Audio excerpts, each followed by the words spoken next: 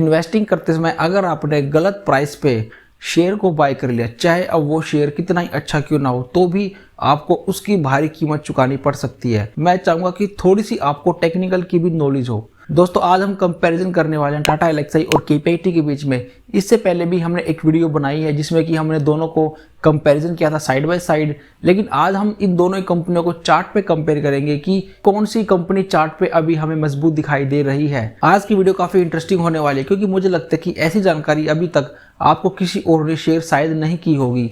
तो आज हम देखने वाले हैं कि एक स्टॉक्स के कौन कौन से फेज होते हैं। तो जल्दी से वीडियो को शुरू करते हैं। सबसे पहले हम देखते हैं कि किसी भी स्टॉक के अंदर 4 फेज कौन कौन से होते हैं।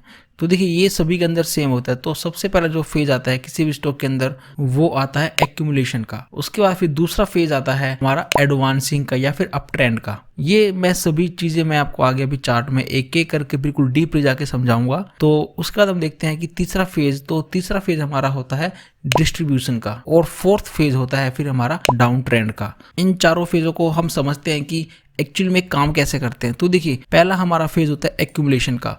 तो एक्यूमुलेशन के टाइम में किसी को भी कोई खबर नहीं होती, कोई स्टॉक्स बिल्कुल चुपचाप पड़ा रहता है।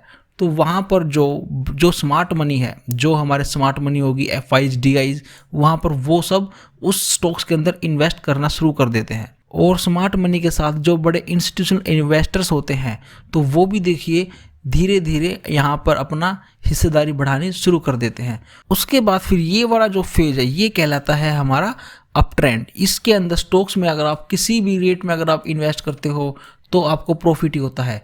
जैसे जैसे स्टॉक धीरे धीरे ऊपर उठना शुरू होता है तो उसके बारे में देखिए खबरों में आना शुरू हो जाता है, लोगों के बीच में चर्चा का विषय बन जाता है और सभी इसके अंदर पैसा लगाने को उत्सुक हो जाते हैं, जिसे हम कहते हैं ग्रीड। और फिर यहीं कहीं के आसपास जो हमारा इन्वेस्टर होता है, जो एक नया इन्वेस्टर होता है, क्योंकि वो देखता है कि पास्ट में इस स्टॉक्स ने काफ़ी अच्छा रिटर्न दिया है तो अभी आगे भी ऐसा ही परफॉर्म करेगा, और वो यहाँ कहीं पर इन्वेस्ट करता है।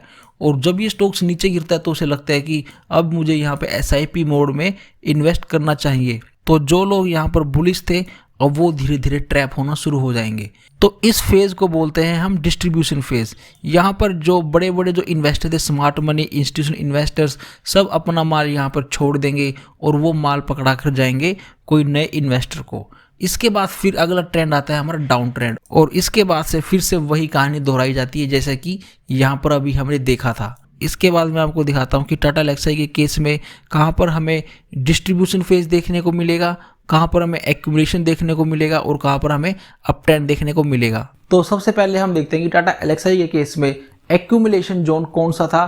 तो जैसा कि आप देख पा रहे हैं कि 2015 से लेकर 2020 तक का जो जोन था, क्योंकि इस समय तक देखिए इस शेयर ने बिल्कुल भी देखिए मूवमेंट नहीं की थी, ये केवल एक रेंज में था।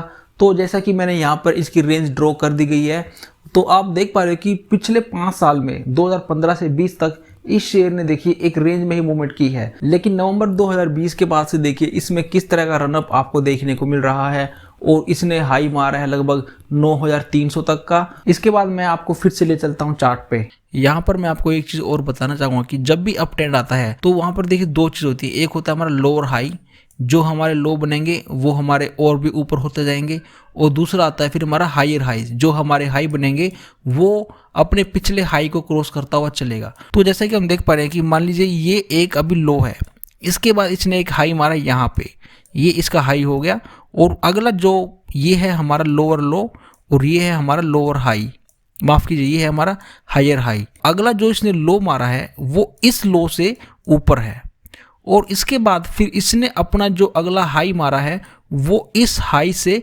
ऊपर है यहाँ पर। तो हम यहाँ पे देख पा रहे हैं कि जो टाटा एल्क्साई के केस में जो इसके लोअर है वो और भी ऊपर की तरफ शिफ्ट होते जा रहे हैं, जो इसके हाईज है वो और भी ऊपर की तरफ शिफ्ट होते हुए हमें दिखाई दे रहे हैं। तो हम यहाँ पे क्लियरली देख पा रहे हैं कि इस स्टॉक्स ने देखिए अभी तक ये वाला जो लो लगाया था, ये लो इसका अभी तक ब्रेक नहीं हुआ है, लेकिन इस स्टॉक्स ने जो अपना हाई था वो इसने अपना हाई को ब्रेक करके एक नया ऊपर की तरफ हाई लगाया है। तो ये स्टॉक्स अभी क्लियरली एक अप ट्रेंड में है। इसको देखने का एक तरीका और है जो कि मैं आपके साथ शेयर करना चाहूँगा। तो यहाँ पर देखिए मैं पहले आपको ले चलता हूँ इसके वीकली चार्ट पे। तो वीकली चार्ट पे मैं एक ट्रेंड लाइन को ड्रॉ करता हूँ, तो हम देख पा रहे हैं कि ये स्टॉक्स अभी तक अप ट्रेंड में ही है। अगर ये स्टॉक्स इसको ब्रेक करके नीचे की तरफ ट्रेड करना स्टार्ट कर देता तो हम कह सकते थे कि इस स्टॉक्स का अप ट्रेंड अब खत्म हो चुका है। मैं आपके साथ यहाँ पे एक चीज और शेयर करना चाहूंगा कि जितना लंबा कंसोलिडेशन होगा उतना ही जबरदस्त ब्रेकआउट होगा। जैसा कि हमने स्टॉक्स में देखा था कि देखिए लगभग 5 साल की नींद को इसने तोड़ा था, और जब ये ब्रेक हुआ है, देखिए यहाँ पर जब ये पिछले 5 साल से अपने इसी रेंज के अंदर था, लेकिन जब ये ब्रेक हुआ है तो कितनी शानदार तरीके से ये यहाँ पर ब्रेक हुआ है। तो हमें ये भी देखना होता है कि जो इसका कंसोलिडेशन फेज है वो जितना ज़्यादा बड़ा होगा उतना ही अच्छा ब्रेकआउट वो स्टॉक्स अब देने वाला है। टाटा एलेक्साई के बाद अब हम देखते हैं कि KPIT इस समय चार्ट पे कैसा दिखाई दे रहा है। तो सबसे पहले हम नज़र डालते हैं कि 2019 से लेकर देखिए 2021 तक ये शेयर भी एक तरह की रेंज में था, लेकिन जब इसने अपनी रेंज ब्रेक की है तो उसके बाद का मूवमेंट आप देख सकते हो कि कितना स्टीप मूवमेंट है। ये लगभग हमें 800 रुपये तक जाता हुआ दिखाई दिया है। इसके बाद मैं आपको ले चलता हूँ इसके चार्ट और वहां देखते हैं कि हमें चार्ट पे कौन सा पैटर्न दिखाई दे रहा है। अब हम आ चुके हैं KPIT के चार्ट पे, और जैसा कि हम देख पा रहे हैं कि ये स्टॉक्स भी देखिए काफ़ी टाइम पहले तक एक हायर हाई और लोअर हाई बनाता हुआ जा रहा था। जैसा कि देखिए इसने यहाँ पे किया, ये इसका एक हाई हुआ और जो इसने अपना लो लगाया है ये लो इस लो से ऊपर है, तो ये जो लोज हैं इसके ऊपर की तरफ शिफ्ट होते हुए हमें दिखाई दे रहे हैं। इसके बाद इसने फिर से अपने हाई को ब्रेक किया, ये जो हाई था इसका हाई ब्रेक हो गया और यहाँ पर इसने फिर से एक लोअर हाई बनाया है। ये जो लो है इस लो से इसने ऊपर की तरफ अपने लोज को शिफ्ट कर दिया है, लेकिन इसके बाद जब ये स्टॉक्स ऊपर गया तो इस स्टॉक्स ने अपने इस हाई को ब्रेक किया ही नहीं, और यहाँ पर इसने अपने इस रिसेंटली जो इसका लो था उसको इसने देखिए यहाँ पर ब्रेक कर दिया है और अब ये 500 के नीचे ट्रेड करना स्टार्ट कर दिया है। इससे हमें ये दिखाई देता है कि KPIT का जो चार्ट है टाटा एलेक्साई के मुकाबले में कमज़ोर है। एक चार्ट पैटर्न और जो मुझे यहाँ पे दिखाई दे रहा है कि अगर आप यहाँ से एक ट्रेंड लाइन को गुजारते हो तो ये देखिए चार्ट पैटर्न मैं आपको काफ़ी बार समझा चुका हूँ। तो देखिए ये हुआ इसका एक शोल्डर, ये फिर से एक इसमें हेड बनता है एंड अगेन यहाँ पर एक इसका लेफ्ट शोल्डर बना, ये इसका ब्रेकआउट हुआ, यहाँ पर इसका रीटेस्ट हुआ और इस स्टॉक्स ने नीचे की तरफ अब चलना स्टार्ट कर दिया है। तो दोस्तों ये फेज कहलाएगा इसका एक्यूमुलेशन जोन, जहाँ पर कि बड़े बड़े इन्वेस्टर ने अपना पैसा लगाना स्टार्ट कर दिया।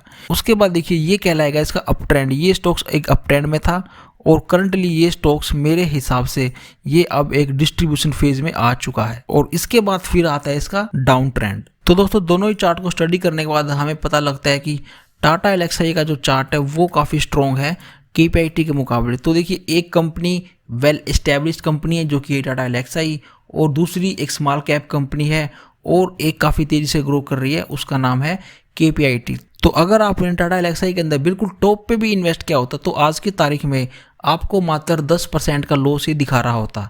दूसरी तरफ अगर आप KPIT में बिल्कुल टॉप पे इन्वेस्ट करते तो अभी तक आपको वहाँ पे लगभग 38% का लॉस आपके पोर्टफोलियो में दिखा रहा होता।